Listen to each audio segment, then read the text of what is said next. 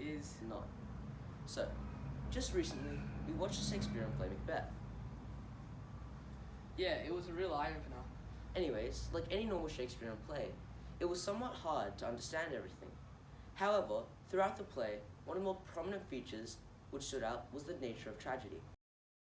Indeed. And that led us to come up with our own interpretations of tragedy. We'll start with mine. I believe tragedy is simply a waste of the protagonist.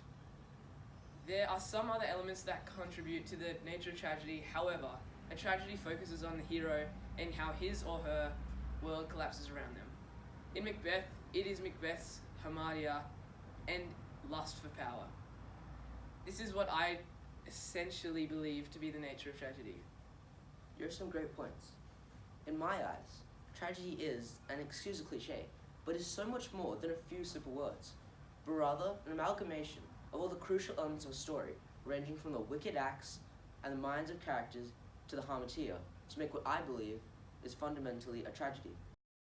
Alright, so there are obviously some clear disparities and similarities in our judgment on what we believe to be the nature of tragedy.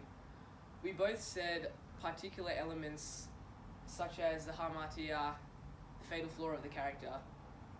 We also agree that in the battle between good and evil, evil wins in a tragic text. However, looking at the differences in our interpretations, there are other factors such as the structure of the text that perhaps manipulates the story to make it more tragic, whereas in mine I believe it is focused on the hero and his actions. Yeah. Well said. Now let's discuss our first impressions on the play. Well, come to think of it, I was particularly intrigued with the three weird sisters. Their whole experience seemed to have taken the wheel of Macbeth's fate and driven it into a war. Overall, Macbeth's obsession with the prophecies led them to be true, him killing Duncan and never dying to a man born of woman, which led him to being killed by Macduff. Also, I noticed some elements of tragedy in the play, such as the tragic hero, which is Macbeth's personality, good versus evil, tragic waste when Macbeth is finally slain, conflict within Macbeth internally, and comic relief, which is seen in the drunken porter scene. Honestly, I couldn't agree more, especially as we have a new definition, which leads me to my next point. We gathered other people's understandings on what makes a text tragic based on their experiences and produced a new definition. The nature of tragedy revolves around the protagonist and his or her environment. The nature of tragedy consists of combined elements which makes it tragic, such as tragic waste, good versus evil, conflict, and many more. Looking back at our definitions, I think it's safe to say this one is much better. Anyways, let us not bore you on our opinions, and perhaps give you a fresh set of eyes with an interpretation of tragedy from Dave in the audience.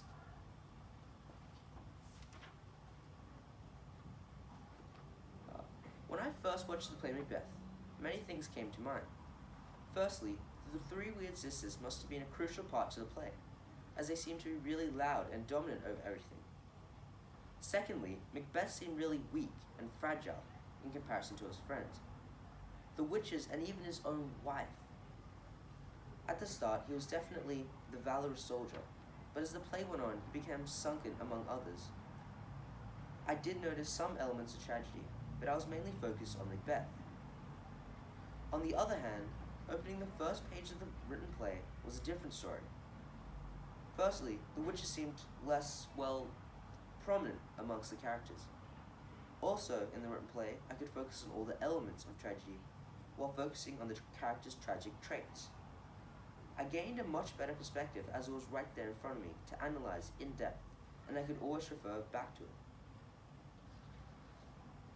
Well, his impressions were quite insightful, but clearly he preferred the written version of the play, showcasing how the nature of tragedy seems to be more identifiable in the written play. Thanks again to Dave in the audience. Now let's look at some other texts which reflect the nature of tragedy and tragic themes. The Great Gatsby follows Jay Gatsby, a man who orders his life around one desire, which is also his hamartia, to be reunited with Daisy Buchanan, the love that he lost. Gatsby's quest leads from him being in poverty to wealth, and into the arms of his beloved, and eventually to death. The connection of hope and ambition between Macbeth and The Great Gatsby is quite apparent. In The Great Gatsby, Jay's journey of becoming the perfect man ends up annoying someone who plots to kill him. In Macbeth, our hero just can't stop killing to save himself, until he messes with the wrong person. The theme of appearance versus reality is also evident between these two texts.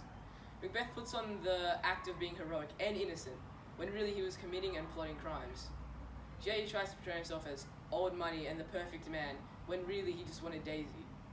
In the end, their poker faces drag them into their failure and death, in which readers from experienced catharsis and tragic waste. The nature of tragedy, based on our definition, is clearly evident in both these examples. That's a great insight into how the nature of tragedy is a recurring theme within both contemporary and historical texts.